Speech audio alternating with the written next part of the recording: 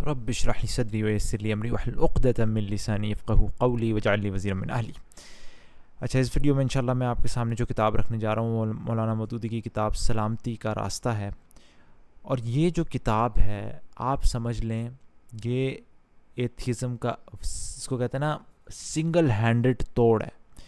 یعنی کہ انہوں نے اتنے زبردست طریقے سے، منطقی طریقے سے، جتنے بھی یہ جو ایتھیسٹ ہوتے ہیں جو خدا کو نہیں مانتے، خدا کا وجود کو نہیں مانتے، اور یا اگر مانتے بھی ہیں تو ایک خدا کو نہیں مانتے، ان کا ایسا توڑ کیا ہے کہ اس پوری کتاب کے اندر، ویسے تو یہ ان کی ایک تقریر ہے لیکن اس یہ بھی کتابی شکل میں ہے، اس کتاب کے اندر انہوں نے نہ سمجھ لیں خدا کا نام لیا، اللہ کا نام لیا، اگر لیا بھی ہوگا تو آپ اسے خدا کہہ سکتے ہیں، بغیر خدا کا اللہ کہے، بغیر کسی دین کا نام لیے، بغیر کسی رسول کا نام لیے، بغیر دین کو اندر لائے ہوئے، منطقی طریقے سے یہ ثابت کیا ہے کہ ایک تو ایتھیزم کا توڑ کیا، دوسرا یہ ثابت کیا ہے کہ خدا ایک کیوں ہونا چاہیے، اور اس دنیا کے تمام مسائل کا حل اتنے آسان اور بہترین طریقے سے سمجھایا ہے۔ کتاب آپ کے سامنے رکھتا ہوں میں اپنے انداز میں، اور میں نہیں سمجھتا کہ میں کوئی اتنا اچھا اتنے اچھے انداز میں رکھ سکتا ہوں۔ میں آپ کو بہت ہائیلی ریکمینڈ کروں گا،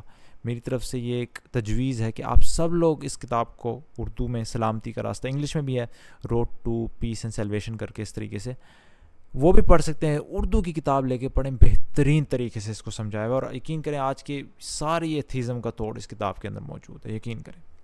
میں آپ کے سامنے رکھتا ہوں، آپ کو بڑا مزہ آئے گا کس طریقے سے منطقی طور پر انہوں نے یہ ہمارے ذہن میں اٹھنے والے سوالات کہ میرا وجود کا، میرا مقصد کیا ہے، دنیا کے تمام مسائل کا حل کیا ہے، پہلے تو توحید اور اس تمام چیزوں کا حل کیا ہے۔ تو میں آپ کے سامنے پہلے دیکھتا ہوں کتاب کی ترتیب کیا ہے۔ سب سے پہلے آپ دیکھ رہے ہیں نمبر 1 کے اندر انہوں نے کہا، سب ثابت کیا کہ خدا کا وجود، آپ خدا کہہ لیں، کوئی طاقت کہہ لیں، کسی بھی ایک طاقت کا، جس کو ہم خدا کہتے ہیں، اس کا وجود ضروری کیوں ہے، یہ منطقی طریقے سے ثابت کیا۔ نمبر 2 پہ توحید کہ یہ خدا ایک ہی کیوں ہونا چاہیے، اس کو بھی منطقی طور پہ ثابت کیا۔ پھر نمبر 3 قدرت سے ہماری کیا جنگ چل رہی ہے اس وقت، ہم لوگ کس طریقے سے قدرت سے جنگ لڑیں، اور اس کو بھی منطقی طور پر انہوں نے ثابت کر کے دکھایا۔ پھر نمبر 4 پہ کہ ہماری صحیح حیثیت اس دنیا میں کیا ہے، پھر ہمیں یہ بتایا گیا۔ ہر چیز بڑی خوبصورت طریقے سے انہوں نے ثابت کر کے دکھائی، بغیر دین کو اندر لائے، کوئی دین، اسلام، کچھ نہیں، انہوں نے کسی چیز کا نام نہیں لیا۔ پھر نمبر 5 پہ ہماری لا علمی اور قانون سازی کہ انسان جو ہے کس حد تک قانون بنا سکتا ہے، اور کیا وہ اہل بھی ہے قانون بنانے کا کہ نہیں، اور کن وجوہات سے وہ اہل نہیں ہے۔ پھر نمبر 6 ہماری جانبداری کے، پھر وہ بتاتے ہیں کہ ہمارے اندر کچھ ٹیڑھا پن کیوں ہوتا ہے، کہ ہمارے اندر کچھ اپنے پرسنل انٹرسٹ ہوتے ہیں، اس کی وجہ سے ہمارے اندر کچھ کمزوریاں پائی جاتی ہیں۔ پھر نمبر 7 میں کہ جواب دہی کا احساس انسان کے اندر کیوں ضروری ہے، اور اس کے نتیجے میں انسان کس طریقے سے بہت سارے فساد سے دنیا میں بچ سکتے ہیں۔ اور پھر آخر میں نمبر 8 پہ وہ اس بات کو ڈسکس کرتے ہیں کہ یار اگر اتنے ظالم لوگ ہیں دنیا میں تو ان کی پکڑ کیوں نہیں ہو رہی، اور اتنی خوبصورت کتاب ہے۔ میں تو پریزنٹ کر رہا ہوں، پھر آپ کو ریکمینڈ کروں گا، اس ویڈیو سے شاید زیادہ بہتر ہے جو لوگ پڑھنا پسند کرتے ہیں اس کتاب کو جا کے پڑھ لیں، سلامتی کا راستہ۔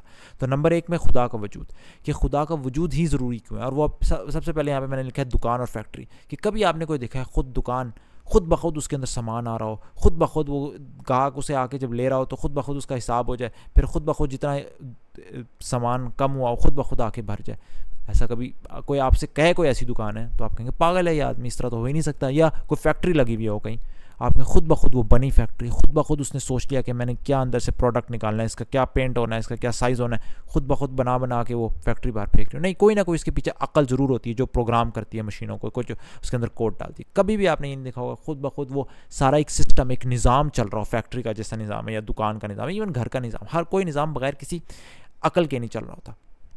تو اسی طریقے سے جب آپ زمین و آسمان کو دیکھتے ہیں، پھر یہ کیسے ممکن ہے زمین و آسمان کے اندر جو سارے نظام چل رہے ہیں، یہ جو ہمارے کائنات کے اندر گھڑی کی طرح جو سیارے اور یہ چاند، سورج، سب اپنے دائروں کے اندر بالکل فکس ہو کے چل رہے ہیں، سارا نظام کائنات کا چل رہا ہے۔ پھر دنیا کے اندر یہ پودوں کا نظام، کس طریقے سے وہ پانی لیتے ہیں، اپنی غذا لیتے ہیں، پھر کس طریقے سے وہ ہمیں پھل دیتے ہیں، اور پھر پانی کا نظام کس طرح بھاپ کی طرح اٹھتا ہے، پھر بادل بنتا ہے، پھر بارش ہوتی ہے مختلف جگہوں، یہ سارا نظام کس طریقے سے چل رہا ہے۔ کیا آپ کو یہ منطقی طور پر اس کو مان سکتے ہیں کہ یہ خود بخود چل رہا ہے؟ جب دنیا میں کوئی ایسا نظام نہیں تو منطقی طور پر زمین و آسمان کا بھی تمام کے تمام نظام ہیں، جانور، پھل، پودے، ہر چیز، یہ بھی ان کے پیچھے کوئی نہ کوئی عقل ہے، کوئی انٹلیکٹ ہے، جس کو ہم خدا کہتے ہیں۔ اسی طریقے سے آپ انسان کو دیکھ لیجئے، انسان آپ دیکھیں کتنا کمپلیکیٹڈ سسٹم ہے, ایک پورا نظام ہے, سانس لینے کا نظام, خون کی گردش کا نظام, بچہ پیدا ہوتا ہے اس کا سارا نظام, کس طریقے سے وہ اپنی جگہ سب کچھ ٹھیک چل رہا ہے, کہیں کوئی وہ نہیں ہو رہی. آپ کا دل دن میں کتنی دفعہ دھڑک رہا ہے, کتنی دفعہ سانس لے رہے ہیں, کتنی دفعہ اپنے پل کے جھپک رہے ہیں, ہر سارا نظام بہترین طریقے سے چل رہا ہے. تو اس کے پیچھے بھی کوئی بنانے والا ہے, خدا ہے. اور آپ یہ اس بات کو اس سے اندازہ لگا لیں, کتاب میں بہترین طریقے سے سمجھایا گیا, لیکن میں آپ کو صرف یہ بات بتا دیتا ہوں. یہ کیسے ہو سکتا ہے کہ ہم نے انسان کو اندر سے انالائز کر لیا, ہم وہی ہیں جو زمین کے اندر دھاتیں ہوتی ہیں, آئرن, فاسفورس, کچھ گیسیں ہیں, آکسیجن ہے, اور چند گیسیں, چند ایلیمنٹس ملا کے زمین میں بھی پائے جاتے ہیں. اسی وزن سے لے لیں جو ہمارے جسم میں, پھر ان کو کسی بھی طریقے سے ملا کے دیکھیں, نہیں بنتا انسان. لیکن سبحان اللہ, اللہ سبحانہ وتعالیٰ اپنی فیکٹری میں ماں کے پیٹ کے اندر, جو ماں کو خود بھی نہیں پتا ہوتا کیسے بچہ بن رہا ہے, ماں کے پیٹ کے اندر اللہ تعالیٰ انہی چیزوں سے بچہ ٹھیک جگہ آنکھ لگا دیتا ہے, ناک لگا دیتا ہے, چھونٹ لگا دیتا ہے, اور انہی دھاتوں سے وہ ایک زندہ چیز بن جاتی ہے. تو سبحان اللہ, یہ انہوں نے منطقی طور پہ ثابت کیا کہ خدا کا وجود تو لازمی ہے, ورنہ یہ سارے نظام نہیں چل سکتے. جس طرح آپ مانتے ہیں کہ کوئی اور دنیاوی نظام نہیں چل سکتا. ٹھیک ہے. پھر اگلی بات صرف یہ نہیں کہ خدا موجود ہے, بلکہ وہ ایک ہی ہو سکتا ہے کہ کسی چیز کو باقاعدگی سے چلانا. اگر آپ کوئی بھی نظام دنیا کا لے لیں, کسی بھی اسکول کے دو بالکل برابر کے ہیڈ وہ ہوں, پرنسپل ہوں, ایک کہے کہ آپ صبح 8 بجے آؤ, دوسرا کہ آپ صبح 9 بجے آؤ, کس ٹائم پہ آپ آئیں گے؟ ایک کہے گا کہ نہیں بھی ہفتے کو چھٹی رکھنی ہے, ایک کہے گا نہیں. تو بالکل برابر طاقت کے دو پرنسپل نہیں ہو سکتے, برابر طاقت کے دو ملک کے صدر نہیں ہو سکتے. وہ ایک بات کہے گا, دوسری بات کہے گا. برابر کے گاڑی میں ڈرائیور نہیں دو ہو سکتے بھائی. ایک کہے گا کہ چلو پشاور کی طرف, ایک کہے گا نہیں کراچی کی طرف. گاڑی کدھر لے کے جائیں گے آپ؟ ایک ہی سرپرست ہونا چاہیے, ایک ہی اوپر خدا ہونا چاہیے, ورنہ کہ پہلے دن ہی آ کے سورج نے زمین سے ٹکرا جانا تھا, پہلے دن ہی آپ کی سانس بند ہو جانی تھی, پہلے دن ہی سارے زمین و آسمان تباہ ہو جانے تھے. ایک نے ایک بات کہنی تھی, دوسری بات کہنی تھی, چل ہی نہیں سکتا, یہ سارا نظام چل ہی نہیں سکتا تھا. تو آسمان زمین ان کا آپس میں تعلق دیکھیں کس بہترین طریقے سے یہ سب چل رہے ہیں, سارا نظام.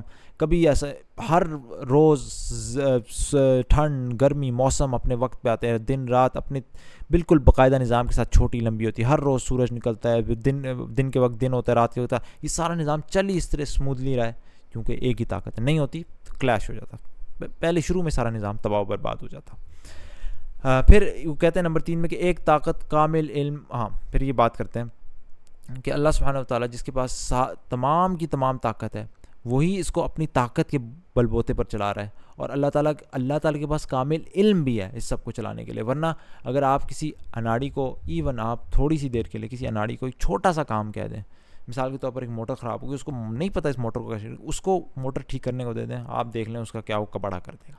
تو اللہ تعالیٰ کو ایک تو کامل علم بھی ہے کیونکہ ہر چیز بہترین طریقے سے چل رہی ہے, اور پوری طاقت بھی ہے, کوئی چیز اپنی جگہ سے ہل نہیں سکتی. سبحان اللہ. آپ دیکھیں, آپ بیج ہے, ایک بیج, اس کو پلنے پھولنے پھیلنے کے لیے ہوا بھی چاہیے, زمین مٹی بھی چاہیے, اس سے غذا, پانی بھی چاہیے, گرمی بھی چاہیے. اگر یہ ساری چیزیں ایک دوسرے سے کوآرڈینیٹ نہ کر سکیں, اور اتنی بہترین طریقے سے کوآرڈینیشن ہونی ہے, وقت پر اس کو گرمی بھی مل رہی ہے, مٹی سے اپنی غذا بھی لے رہی ہے, پانی بھی لے رہی ہے, ہوا بھی لے رہی ہے, گرمی بھی لے رہی ہے, یہ سب چیزیں ایک دوسرے سے کوآرڈینیٹ. اگر ایک سے زیادہ طاقتیں ہوتی اور وہ طاقت کہتی پانی کو کہ نہیں تم اب مٹی سے تعلق چھوڑ دو, تو پھر ہمارے پاس کبھی کھانے کو کوئی ہوتا ہی نہ, گندم وغیرہ کچھ بھی نہ ہوتا ہمارے پاس.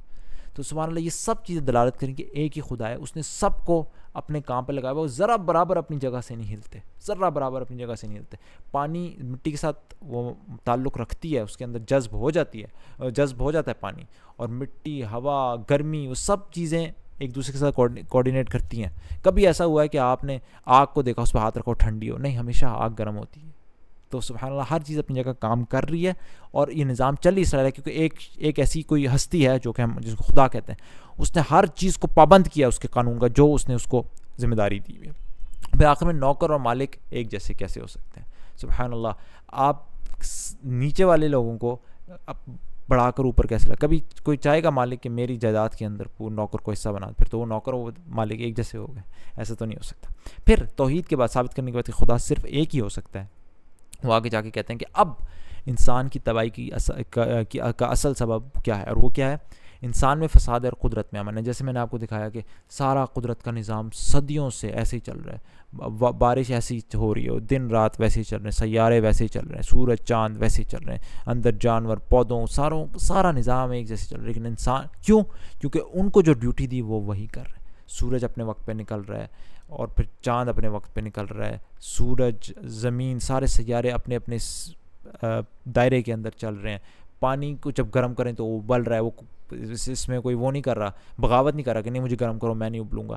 ہر چیز جس کو جو فنکشن دیا گیا وہ ویسی کام کر رہی ہے کائنات میں. لیکن انسان, اس لیے پوری جو ہماری قدرت ہے وہ صحیح طریقے سے چل, لیکن انسان نہیں, خدا کے بتائے ہوئے طریقے پر نہیں چل رہا اور اس کی وجہ سے وہ نقصان اٹھا رہا ہے, اس کے اندر فساد پیدا ہو رہا ہے. امن کیوں نہیں ہے؟ اس لیے کہ اب چونکہ وہ اللہ کے بتائے ہوئے طریقے پہ نہیں چل رہا, لہٰذا پھر یہ سسٹم اور یہ سارا نظام جو اللہ نے انسان کے لیے بنایا ہوا تھا, وہ جو اس کو پرامن طریقے سے چلانے کے لیے اللہ نے بنایا ہوا تھا, وہ اس حساب سے نہیں چل رہا اور ساری تباہی ہو رہی ہے.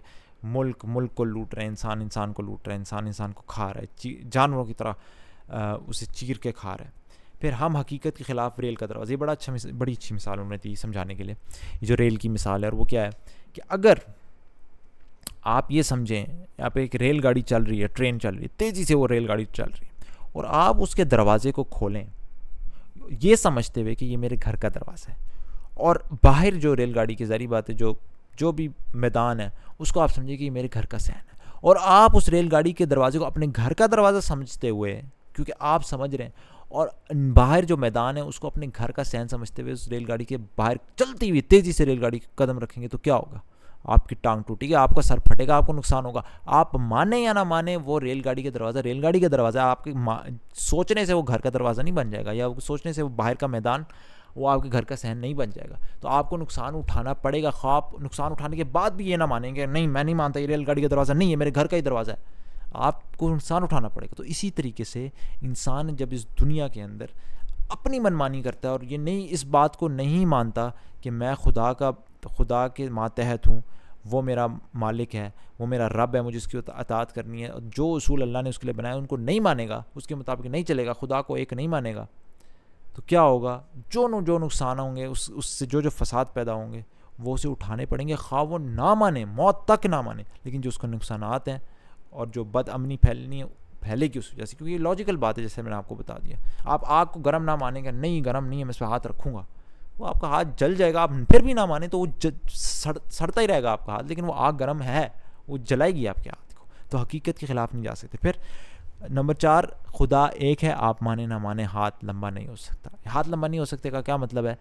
کہ آپ کے اندر ریسٹرکشنز اللہ نے رکھی ہوئی ہیں, آپ کا ہاتھ ایک حد تک ہی بڑھ سکتا ہے آگے, اللہ تعالیٰ نے اس سے زیادہ اس کی لمبائی نہیں رکھی. آپ اپنی ناک سے سونگھ سکتے ہیں, کھا نہیں سکتے. جو اصول کان سے سن سکتے ہیں, کان سے دیکھ نہیں سکتے. اللہ تعالیٰ نے پھر بھی آپ کو ریسٹرکٹ کیا ہوا ہے. وہ اصول, آپ ان اصولوں کے پابند ہیں اپنی جسمانی طور پر, اس طریقے سے آپ کے اخلاقی طور پر جو آپ کو اصول و قواعد جن کو فالو کرنا ہے وہ وہی ہیں, ان سے وہی نتائج نکلیں گے. کسی سے پیار سے بات کریں گے, آگے سے اس کا دل نرم ہی ہوگا. تمام قاعدے جو اللہ نے بنائے ہوئے اخلاقی قاعدے وہ بھی ویسے ہی کام کریں گے. آپ ان کو مانیں نہ مانیں, آپ کسی فلاسفر کے پیچھے چلیں, کسی دنیاوی شخص کو اپنا خدا بنا لیں, لیکن حقیقت یہ ہے کہ خدا وہی ہے کہ اسی کی ماننی پڑے گی, ورنہ فساد پیدا ہوگا. پھر ہماری صحیح حیثیت کیا ہے؟ خالق کی مرضی کے مطابق ہمیں چلنا پڑے گا. کیوں؟ اس نے ہمیں بنایا, اسی نے جو اصول رکھے, جو کچھ اس نے ہمیں دیا, ہمیں اسی کے مطابق جانا پڑے گا. رازق سے تنخواہ, کہ اب آپ جس سے تنخواہ لیتے ہیں آپ کو اسی کے بتائے ہوئے طریقے پر, آفس میں جو آپ کو جس سے تنخواہ لے رہے ہیں, جو آپ کو کام دیتا ہے آپ کو وہی کام کرنا پڑے, تب آپ کو جا کے تنخواہ ملتی ہے نا. خدا ہمیں جو ہے وہ ہمیں کھلاتا ہے, پلاتا ہے, سب کچھ دیتا ہے, تو اسی کے طریقے پر چلنا پڑے گا. وہی ہمیں ہماری دل دھڑکاتا ہے. افسر کی ماتحتی, جو آپ کے انڈر ہے, نمبر 3 پہ افسر کی ماتحتی, جو آپ جس کے انڈر ہیں آپ کو اسی کے انڈر رہ کے کام کرنا. آپ یہ نہیں کہہ سکتے میں اس افسر کے ماتحت ہوں لیکن میں افسر بن کے رہوں گا, نہیں, آپ اس کے ماتحت ہیں, آپ کو اسی کے اصولوں پر چلنا پڑے گا. تو اللہ تعالیٰ ہمارا خالق, اس کی مرضی چلے گی. اللہ رازق, اس کے مطابق کام کرنا پڑے گا, اور وہ ہمارا وہ ہم سے اوپر ہے, ہم اس کے ماتحت ہیں. پھر جائیداد میں مرضی, تمام دنیا زمین آسمان میں جو کچھ ہے وہ اللہ کی جائیداد ہے, اللہ کی ملکیت ہے, تو اس میں اس کی مرضی چلے گی. آپ کی چیز کو کوئی اور اپنی مرضی کے مطابق استعمال کرے, آپ اسے قبول نہیں کریں گے. تو زمین و آسمان کی ایک چیز اللہ کی ملکیت ہے, اس کو ہم اس کی مرضی کے مطابق کے خلاف کیسے استعمال کر سکتے ہیں. اور پھر نمبر 5, پھر دوسرے خدا یا خود خدا کیسے بن سکتے ہیں. یعنی کہ ہر چیز خالق بھی وہ, رازق بھی وہ, ہمارا افسر کہہ لیں وہ, ہر چیز بھی اس کی, تو پھر ہم کسی اور کو خدا کیسے بنا سکتے ہیں یا خود خدا کیسے بن سکتے ہیں, یہ ممکن نہیں. اس کے بعد ظلم کی وہ ایک وجہ بتاتے ہیں, اور وہ کیا, اور ایک اس کو سمجھ لیں ایک اور وجہ کہ اناڑی اور موٹر کی میں آپ کو مثال دے چکا ہوں کہ انسان کے پاس جو ہے تمام کا تمام علم نہیں ہے, اور جس طرح میں نے آپ کو کہا ایک اناڑی کو موٹر ٹھیک کرنے کو دیتے ہیں وہ نہیں کر سکے گا, خراب بلکہ اور ہی خراب کر دے گا. یہ کسی بھی شخص کو جو کام نہ آتا ہو وہ کرنے کو دیتے نہیں کر سکے. اس طریقے سے پوری زمین و آسمان کے اندر تمام نظام چلانے کے لیے انسان کے پاس کل کا کل علم نہیں ہے. وہ اپنے پارلیمنٹ میں, اسمبلیوں میں بیٹھ کے جو بھی قانون بنائے گا اسے اللہ کی قانون دیے ہوئے قانون کے مطابق بنانا پڑے گا, کیونکہ انسان کے پاس علم ہی نہیں. وہ جتنے بھی فلسفے جھاڑ لے, بڑے سے بڑا PhD عالم بھی لیا ہے, اس کے پاس سارا علم نہیں. انسان مل کے بھی تمام انسان کے پاس سارا علم نہیں. تو کیا ہوگا, جس طرح اناڑی موٹر خراب کر دے گا, ہم مل کے سارا نظام انسانیت کا خراب کر دیں گے. ہم جو بھی اصول بنائیں گے اللہ کے اصول سے ہٹ کر, تباہی ہوگی, بالکل تباہی ہوگی. سچی بات یہ ہے, کیونکہ ہمیں کل کا کل علم نہیں ہے. تو منطقی بات ہے, جب آپ کے پاس کسی چیز کا علم نہیں ہوتا تو آپ اسی کے کام دیتے ہیں جس کے پاس علم ہے. تو علم کس کے پاس ہے کہ کل کا کل اس کائنات. ہم انسان تو اپنے آپ کو نہیں جان سکا, اپنے نفسیات کو, اپنی تمام چیزوں کو, کہ خود اندر سے ہم کیسے ہیں, ہماری کیا ضروریات ہیں, جذباتی, نفسانی, تمام باقی ہماری جو ضروریات ہیں, کس طریقے سے انسان کے جذبات ہیں, کس طریقے سے اس کے احساسات ہیں, ہر چیز ہم کیسے جان سکتے ہیں؟ امپاسبل. ہم تو اپنے آپ کو نہیں جانتے, تو باقی نظام کے ساتھ ہم کیسے یہ دعویٰ کر سکتے ہیں؟ ہم تمام نظام کے ساتھ اپنے تمام اصول خود بنا سکتے ہیں. ہم انسان اپنے آپ کو جان ہی نہیں سکتا پوری طریقے سے, تو اسے جو سب کچھ جانتا ہے اس پر اعتماد کرنا پڑے گا, جیسے آپ کسی ایکسپرٹ کو کوئی کام دیتے ہیں. تو انصاف. اور پھر ایک نمبر 3 پہ بڑی ضروری بات ہے, انہوں نے کہا انصاف کس کو کہتے ہیں؟ انصاف اس کو کہتے ہیں کہ ہر انسان کے فلاح سے ہے, نہ کہ کچھ کے. یہ نہیں آپ کہہ سکتے کہ ایک ٹولے, ایک خاندان, ایک گھرانہ, ایک شاہی خاندان, کچھ بھی وہ مزے کر رہا ہو تو انسانیت کی کامیابی. نہ, تمام انسان, ان سب کے لیے انصاف ہو تو اس کو کہتے ہیں فلاح, ورنہ نہیں, یہ انسان کی کامیابی نہیں ہو سکتی. پھر فلاح کس طرح حاصل ہو سکتی ہے؟ پھر وہ بتاتے ہیں کہ اب بتاؤ کہ خدا کا قانون یا انسان کا. وہ انسان, اب 2 مسئلے ہیں. ایک تو میں آپ کو پہلا مسئلہ بتا چکا ہوں کہ علم کی کمی. دوسرا مسئلہ یہاں پہ یہ ہے کہ خدا بے جانب. خدا کے لیے تمام انسان برابر ہیں, سوائے فرق اس میں جو خدا زیادہ پرہیزگار ہے. خدا یہ نہیں دیکھتا کہ اچھا یہ اس خاندان سے ہے, یہ اس کے پاس اتنا پیسہ ہے, یہ اس رنگ کا ہے. نہیں, خدا کے یہاں تو صرف پرہیزگاری دیکھی جاتی ہے. خدا کسی کی طرف نعوذ باللہ اس کے اندر یہ کمزوری نہیں ہے کہ وہ مائل ہو جائے, لیکن انسان کے اندر یہ کمزوری پائی جاتی ہے. وہ کیا کرتا ہے, ہاں یہ میرا گھرانہ, یہ میری روٹی نہ چلی جائے, میرے خاندان کو نقصان نہ ہو جائے, میرے قبیلے کو نقصان نہ ہو جائے, میرے ملک کے لوگوں کو نقصان. انسان کے اندر ساری یہ آپ سمجھ لیں یہ ٹیڑھا پن اندر سے پایا جاتا ہے. اس کے اندر وہ بے جانب ہو جائے, وہ کسی نہ کسی کا سائڈ لے گا. تو آپ کسی انسان کو قانون بنانے کو دے دیں گے, وہ کسی نہ کسی طریقے سے اپنے لوگوں کو بچانے کی کوشش کرے گا, اپنے آپ کو بچانے کی کوشش کرے گا, دوسروں کا نقصان ہونا ہو. تو انسان جانبدار ہوتا ہے ہمیشہ, لیکن خدا بے جانب. اس لیے ایک تو خدا بے جانب بھی, اور خدا کے پاس علم بھی کل کا کل, اس لیے قانون بھی صرف خدا کا ہی چل سکتا ہے. سبحان اللہ. اور ہم جانبدار بھی ہیں, اور انصاف کے لیے علم بھی نہیں. یہ دونوں میں پوائنٹس کور کرتی ہیں. پھر امن کس طرح قائم ہو سکتا ہے؟ تو اس کے اندر پھر یہ ایک اور پوائنٹ لے کے آتے ہیں, اور وہ کہتے ہیں جواب دہی کا احساس. آپ دنیا میں بڑے سے بڑے, کسی بڑی سے بڑی طاقت پر بھی آپ اعتماد کر لیں, at the end of the day جب تک اس کو یہ احساس نہ ہو کہ میں جو کام کر رہا ہوں مجھے اس کو کسی بڑی طاقت کو جواب دینا ہے, تو کیا ہوگا؟ اگر وہ احساس نہیں ہوگا تو کبھی کبھی غلطیاں بھی کرے گا, کہے گا خیر ہے, مجھے کون سا کسی کو حساب دینا ہے. تو یہ احساس ہوگا انسانیت کے اندر پیدا ہوگا کہ ایک نہ ایک دن مجھے خدا کو جواب دینا ہے, تب جا کے امن قائم ہو سکتا ہے. یہ اندر کا انسان کا ایک ڈر آپ کہہ لیں. اور پھر آخر میں وہ ایک شبہ ہے کہ وہ کہتے ہیں, اور اس میں وہ مثال دیتے ہیں, وہ کہتے ہیں ایک ضلع, ایک ڈسٹرکٹ ہے, اور اس کا ایک افسر ہے, اور ہماری کہانی. وہ کہتے ہیں کہ ان سب کے بعد ایسا کیوں ہے کہ اللہ کے پاس ساری طاقت بھی ہے, سارا نظام چلا رہا ہے, کوئی چیز ادھر سے ادھر نہیں ہو رہی اس کائنات کے اندر سوائے انسان کے جو فساد کر رہے ہیں, اور خدا کے پاس سارا علم بھی ہے, ساری طاقت بھی ہے, ہر چیز ہے خدا کی. تو جب ظلم ہو رہا ہوتا ہے تو خدا اسے روکتا کیوں نہیں؟ یہ تو میرے خیال بہت ایک مشہور سوال ہے ایتھیسٹ وغیرہ کے پاس, کہ اتنا ظلم ہے روکتا کیوں نہیں خدا؟ تو آپ یہ دیکھیں اس کے اندر بڑی اچھی مثال دیتے ہیں.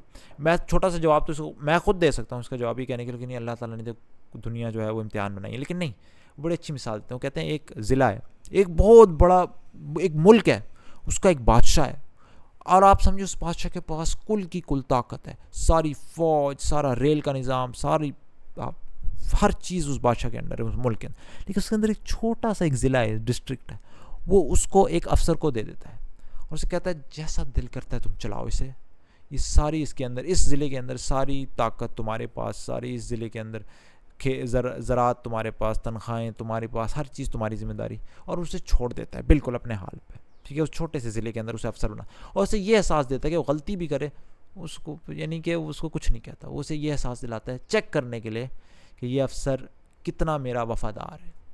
اور وہ غلطیاں کرتا ہے, لوگوں پہ ظلم کرتا ہے, پھر وہ کیا کرتا ہے, خود خدا بننے کی کوشش کرتا ہے, اور جو رعایت ہے بجائے کہ اسے بادشاہ کے قانون کے مطابق چلوائے, اسے اپنے قانون کا پابند کر دے. اور جو رعایت ہے وہ بھی اتنی جاہل ہے کہ بجائے اسے پتہ ہو کہ ایک بادشاہ اس کے اوپر ہے جو زیادہ طاقتور ہے, وہ بھی اس کے پیچھے چلتی ہے یہ سمجھتے ہوئے کہ اگر یہ افسر ہمیں کچھ کہہ دے گا, ہمیں جیل میں ڈال دے گا, اس کے پاس طاقت ہے. تو بادشاہ چیک کرنے کے لیے اس کی وفاداری چیک کرنے کے لیے, کیونکہ اگر وہ وفادار نہیں ہے تو ظاہری بات ہے اسے سزا دے گا, لیکن اگر وہ وفادار نکلتا ہے تو اسے مزید ترقی دے گا, اسے اپنے قریب لے آئے گا بادشاہ, اسے اور اونچے سے اونچے ہوتے دے گا. لیکن اگر وہ نہیں ہے تو کیا ہوگا, بادشاہ کہے گا چلو اسے اور دو ڈھیل. جب وہ پوری طریقے سے فساد برپا کرنے لگ جائے, خود خدا بن جائے, اور رعایت بھی اسے خدا ماننے لگ جائے, پھر ایک دن آئے گا میں اسے زور سے پکڑوں گا, اور پھر اس دن کوئی میری پکڑ سے بچ نہیں سکے گا. اسی طریقے سے اللہ تعالیٰ نے دنیا امتحان رکھی, خدا نے دنیا امتحان رکھی ہے کہ ابھی میں ڈھیل دوں گا, اگر ڈھیل نہ دے خدا, اور سب کو پہلی غلطی پر پکڑ لے, تو پھر یہ امتحان تو رہا ہی نہیں, کیونکہ خدا نے ہمیں اپنی مرضی کے مطابق کام کرنے دیا ہی نہیں. تو خدا ڈھیل دیتا ہے, آخر میں جواب دہی تو ہوگی, لیکن ابھی آپ کا امتحان ہے آپ کی وفاداری کا, کہ آپ خدا کے ساتھ اسے مانتے ہیں خدا, یا دوسروں کو خدا بنا لیتے ہیں, یا اپنے آپ کو خدا بنا لیتے ہیں. تو سبحان اللہ, یہ تھی وہ کتاب. میں سمجھتا ہوں میں نے اس کا حق ادا نہیں کیا آپ کے سامنے یہ کتاب رکھنے کے لیے. میرے پاس میں نہیں سمجھتا نہ کوئی اسپیکنگ پاور ہے, نہ پیش کرنے, اس کو پریزنٹ کرنے کی ایسی طاقت ہے. لیکن جن الفاظ میں یہ کتاب لکھی گئی ہے نا, مولانا مودودی کی مجھے جنرلی کتابیں, ان کا انداز, سمجھانے کا طریقہ, کیا مطلب سبحان اللہ, اللہ کی عطا ہے, جو بھی اچھائی ہے وہ اللہ کی طرف سے. لیکن آپ یہ کتاب ضرور پڑھیں, سلامتی کا راستہ. اور بہت سارے کانسیپٹس, خاص طور پہ آج کل کے ایتھیزم کے لیے میں سمجھتا ہوں سب کچھ چھوڑ دی, یہ کتاب ہی پڑھا دینا اپنے بچوں کو اسکولوں میں, کمال ہے, بہترین کتاب ہے. سارے جو کنفیوژنز ہیں وہ دور ہو جاتی ہے, یہ سارے کانسیپٹ صحیح ہو جاتے ہیں بغیر اسلام کا, دین کا, نبی کا, کسی کا نام لیے بغیر. تو یہ تھی کتاب سلامتی کا راستہ. سبحانک اللہم و بحمدک, اشہد ان لا الہ الا انت, استغفرک و اتوب الیک.